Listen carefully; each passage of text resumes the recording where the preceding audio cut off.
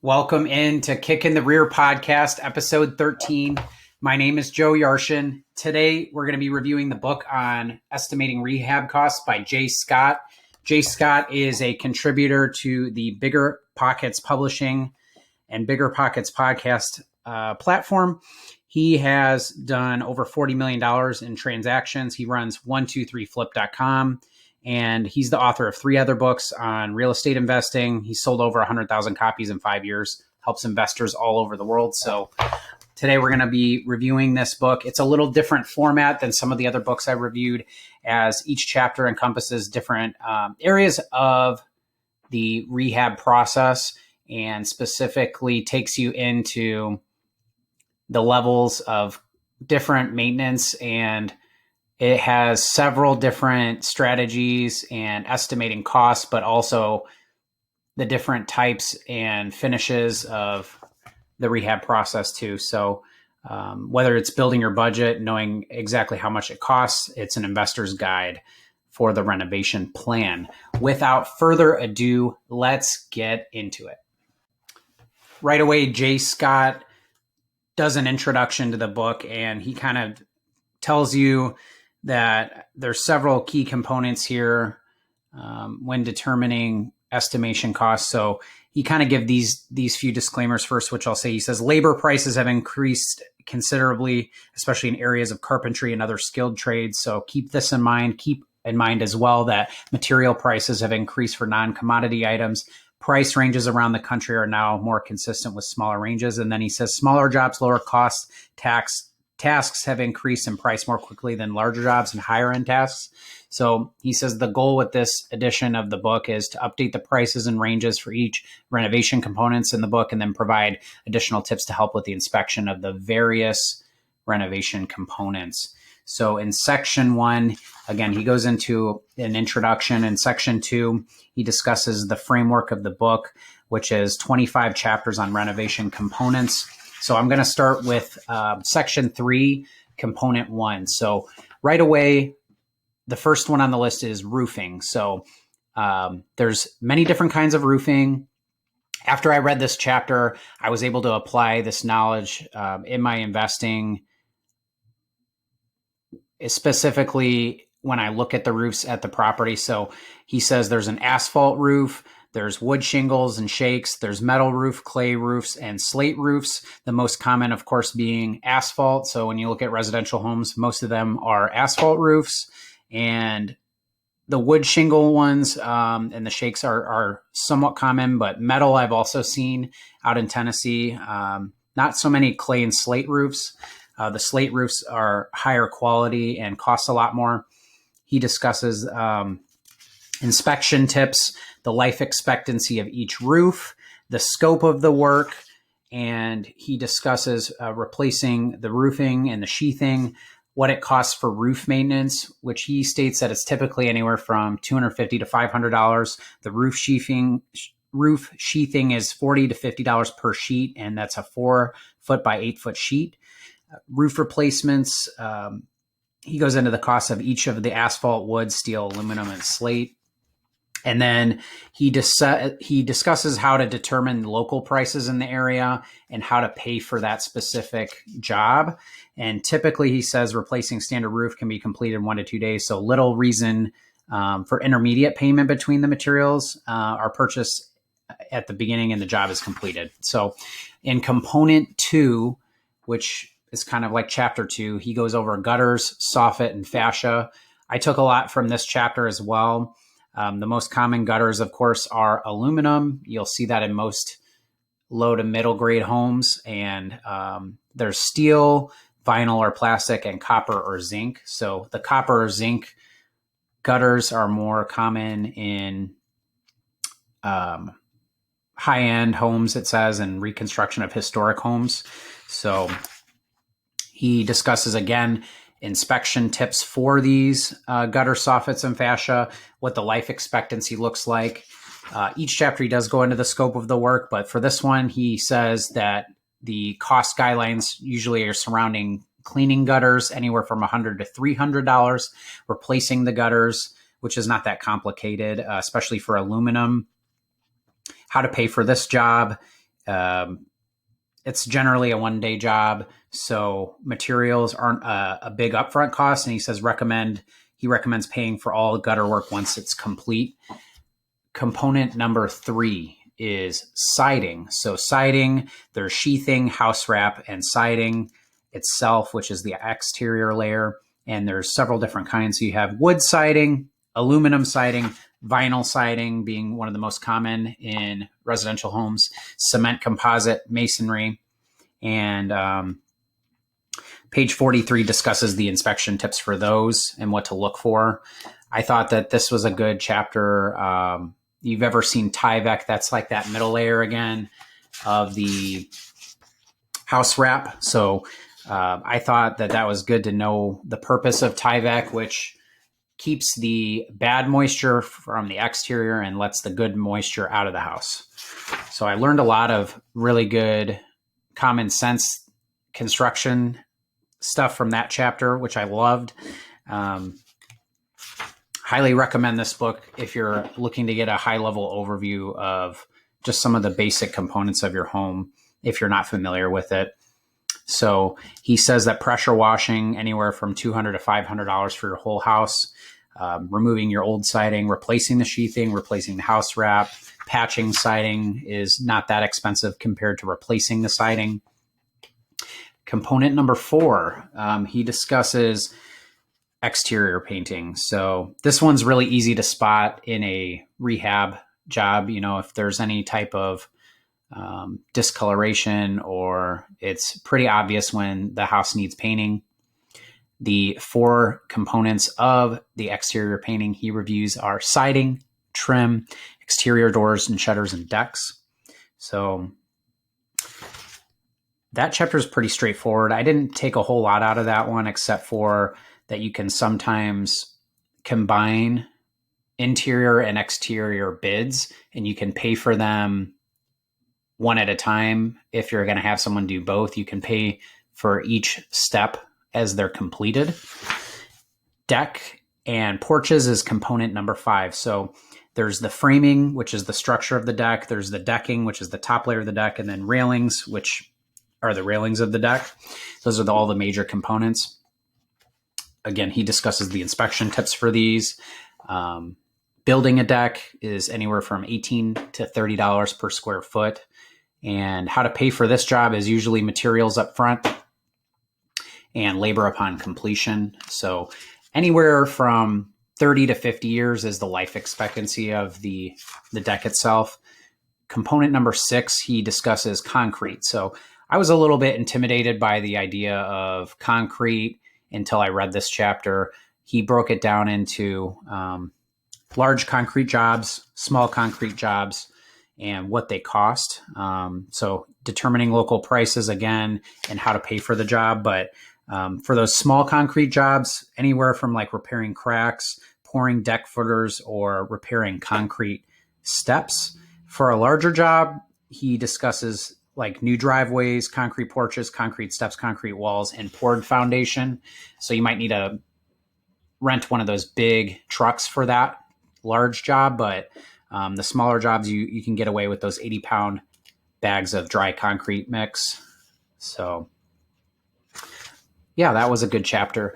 In component 7 is all about garages. So this one, again, not a huge chapter, but basically he reviews how to replace the garage doors, the door openers, and the cost of that is anywhere from $500 to $1,200 for the door, and then the door opener itself, $200 to $400. So not super expensive, but the door itself could be expensive.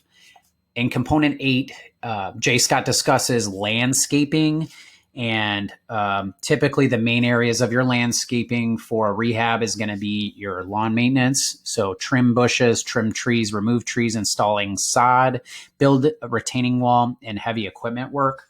So the scope of work of the tasks, again, are those that I just described, but he discusses the cost guidelines for these. Lawn maintenance being and trimming bushes are relatively inexpensive. Where it gets to be higher in price point is when you're looking to trim trees. He says it's anywhere from $100 to $250 per 30-foot to 60-foot tree. And then removing a tree, that's where it can get really costly, up to upwards of $1,500, as low as $100. Installing sod, not as expensive, $1 to $2 per square foot. And then building retaining walls, $30 to $50 per square foot a wall. If that's a concrete block, he says you can use wood, stone, and poured concrete as well. And then heavy equipment work could be $1,000 to $2,000 per day. So again, you want to look at your local prices for almost all these components he discusses in the book.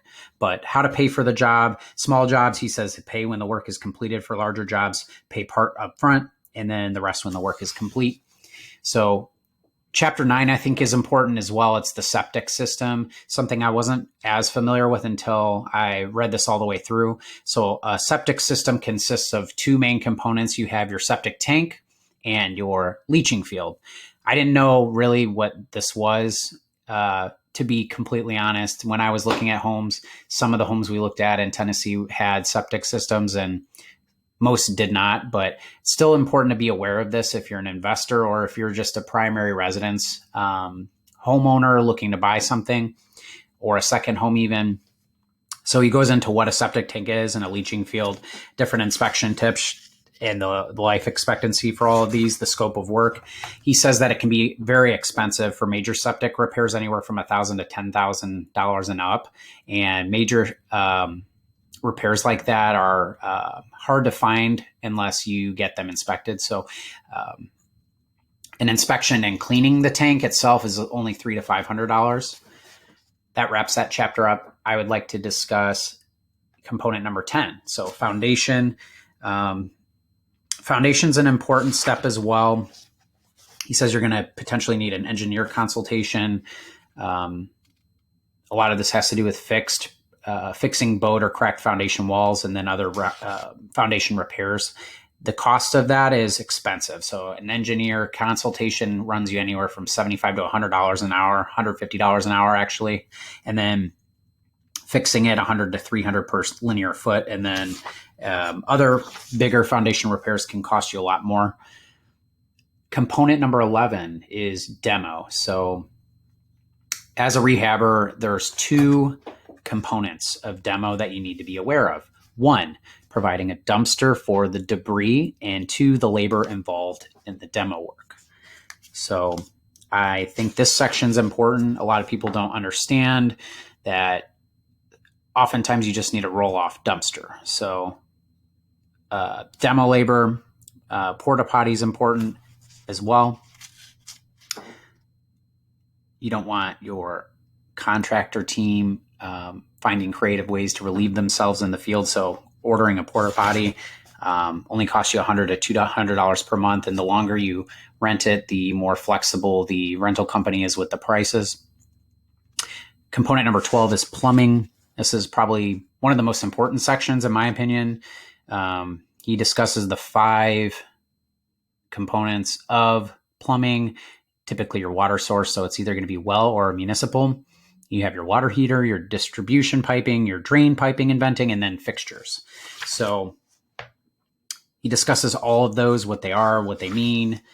And again, an important section, just a high level overview was important to me reading this section, just because there's a lot you don't know if you're not in this field, and it can be a very costly expenditure if you get this wrong. So having an expert look at the plumbing can save you a lot of money. He discusses the cost guidelines of this. For example, a service call can run you $60 to $100, but for replacing a main line, $1,500 to $3,000, or $3,000 and up if it's a area where building codes are more stringent. Replacing PRV, $150 to $300. Replacing your water heater, it's a higher cost expenditure, but a common one. Replacing showers and tubs, very common for the rehab space, and all the homes I've looked at this year have needed it. So building tile shower, replacing, installing sinks. When we did our sink installation and the faucet, I think it was about $500 all day. So we did our main bathroom, not an investment property, but just in our main home. That's what it costs. And those are higher end materials. So it can be, anywhere from $200 to $300 if you're doing it on a budget. And then that was just a really good section again. He goes over some of the appliances as well that you can replace, like the dishwasher as well. And then how to pay for this job. A licensed plumber will typically not require much up front, but large projects will take place over several weeks. So payment can vary. Another important section in component 13 is electrical. So right away, it's kind of a boring section.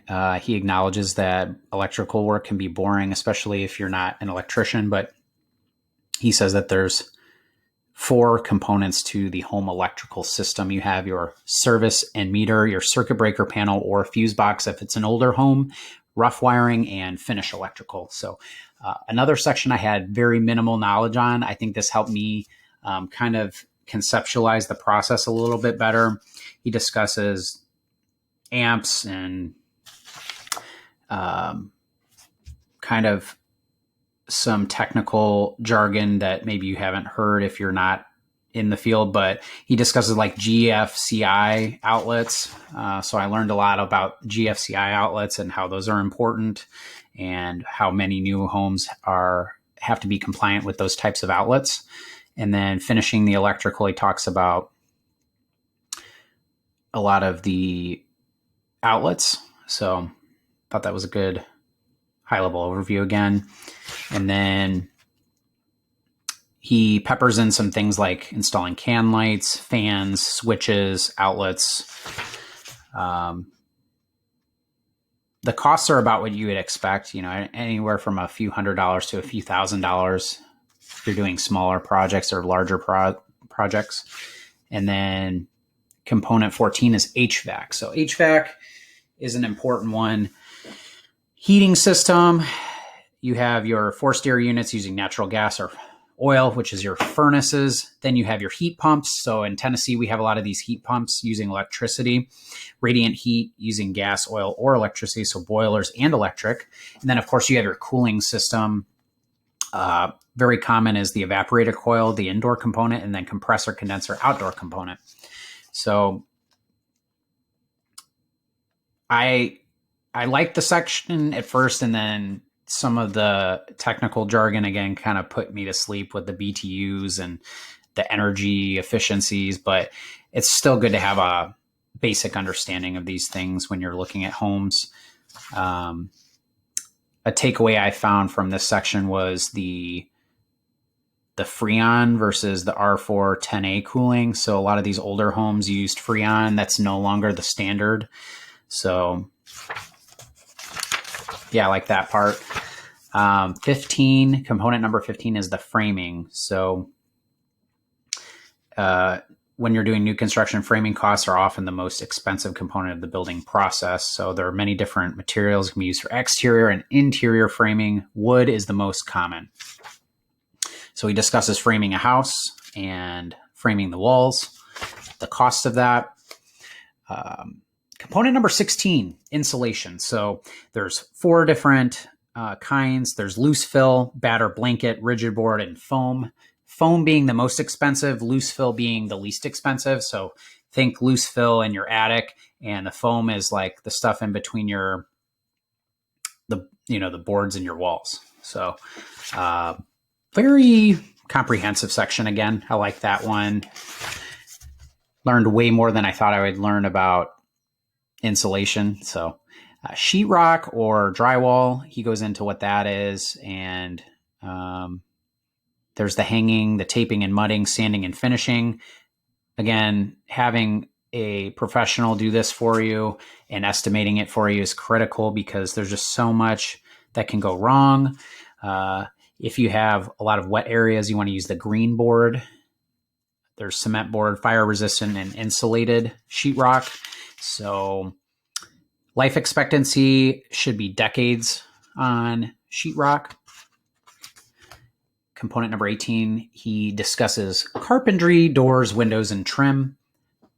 This is something that's really easy to tell right away when you're walking the home in investment property. If the floor is not level or the framing is off or the doors, the windows don't open properly, the trim is it's all easy to spot these things. So he discusses the cost of the labor and the materials. Typically, it can get very pricey, but these are all things that are very necessary, especially when you're renting to somebody. They're glaringly obvious if there's something wrong with the carpentry. So he reviews component 19, interior painting. When you are finished with your rehab, that's a big plus, is you can smell the new paint finish. And for renters, it's an important thing to feel like they're in a new space. And component 20, cabinets and countertops. So I love this section. I really just like the aesthetics of the cabinetry and countertops. So it was kind of fun to learn about the different kinds. Laminate being the cheapest, granite being the more expensive. So middle to higher end finishes are going to be the granite, and then the lower to middle would be your laminate. And if you're in an area and you're trying to stand out, that's lower end. Maybe you opt in for the granite, but certainly going in an investment property, laminate isn't bad. It's just prone to things like burning and scuffing and wear and tear, versus your granite will last you longer. And then flooring was the next one. So flooring is almost every rehab process is going to have some element of flooring to it. So he discusses vinyl, carpet, laminate wood, engineered hardwood, solid hardwood, tile, and the life expectancy for all of these varies. But if you get the right materials for a rental, you want something durable that's going to be water resistant. Typically, tiles more expensive, but can be life-saving in a budget saving in a bathroom. So you want to opt in for the higher end materials. Typically, if it's a smaller bathroom, especially, talks about how to replace subfloors and the cost of that. Something I wasn't really aware of. I've heard of subfloor costs before, but it was good to get an explanation of that in more detail. And then component 22, obtaining permits. So he discusses that some builds are going to require drawings if you're doing additions to the property. Filing for permits can be cumbersome, so it's important to be aware of these things, and your general contractors will often take care of this step for you. Again, he discusses how to determine pricing for that. Your GC is going to handle that most of the time. Component 23 is mold. So everybody gets up in arms about mold, but mold's very common. And really, there's 3 steps involved with taking out mold. You have remediate the moisture source, remove the mold that's grown, and perform the mold test for remediation after it's been done.